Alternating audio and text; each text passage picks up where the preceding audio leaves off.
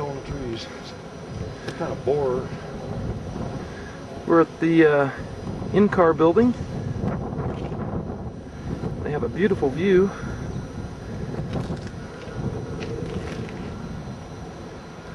It's a cool building.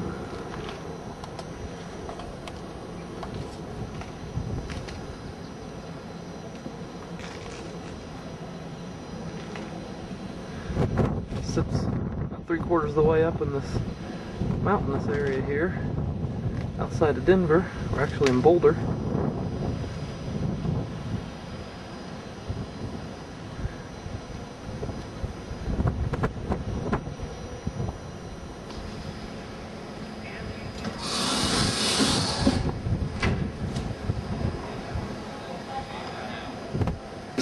We look at the many regions of the world. We sift through findings from the past to better understand the present and prepare for the future. We study the atmosphere, clouds, rain, wind, snow, smog. We examine the sun, oceans, ice packs, plains, deserts, mountains, and forests. The many parts of the natural world that produce day-to-day weather, as well as the long-term patterns we call climate.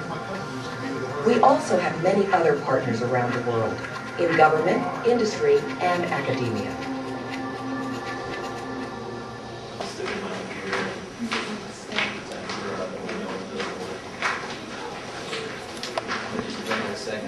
This is really a couple pictures.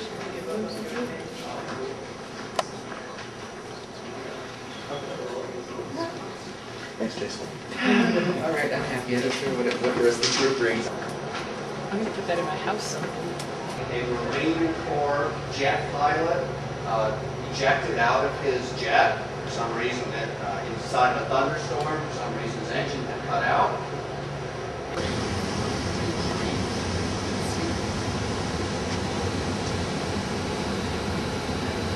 That's about 20 miles away.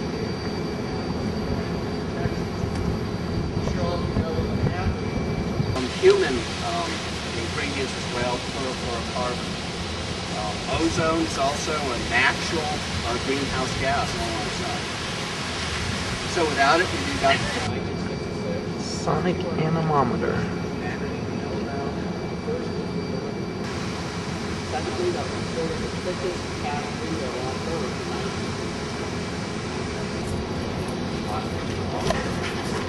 That's crazy. Yeah, it's like a waste of time.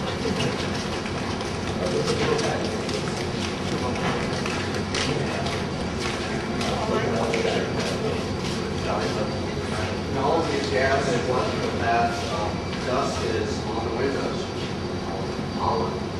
We get huge winds. So right there, that is one computer.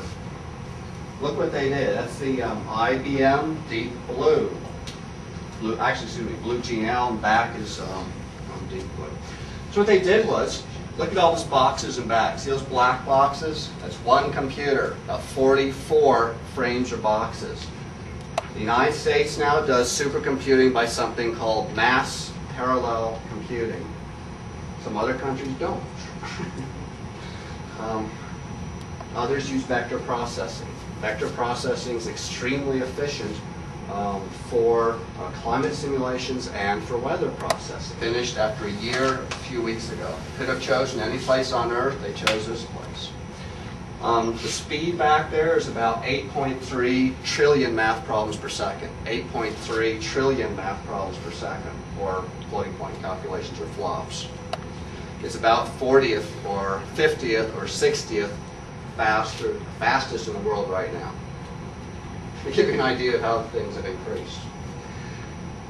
This is a one who is half as fast as the one back there, which is 15 million. 15 million.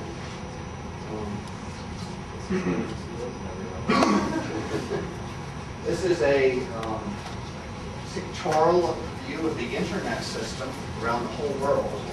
For instance, you will see New York, you'll see Beijing, you'll see Tokyo. And they send out pings to see just how much information was being transferred. NCAR is considered to be that, this green, working with the internet. According to the best we can find out about the internet, anyone know why the internet was started? Really? Yeah. In case of nuclear war, we would have a system in the United States of being able to talk to each other in nuclear war. There's one reason NCAR is here right now. General Eisenhower and further C-130, both of these have penetrated hurricanes before.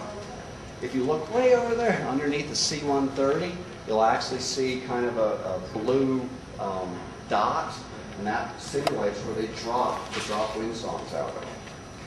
This is our newest airplane, the jet in the middle, Gulfstream 5. It took about 18 years for NCAR to acquire. 18 years. And we just got it about a month ago. It is going to fly over hurricane formation areas. It's going to fly over pollution trails. And these are things that's really hard to do with a lot of satellites.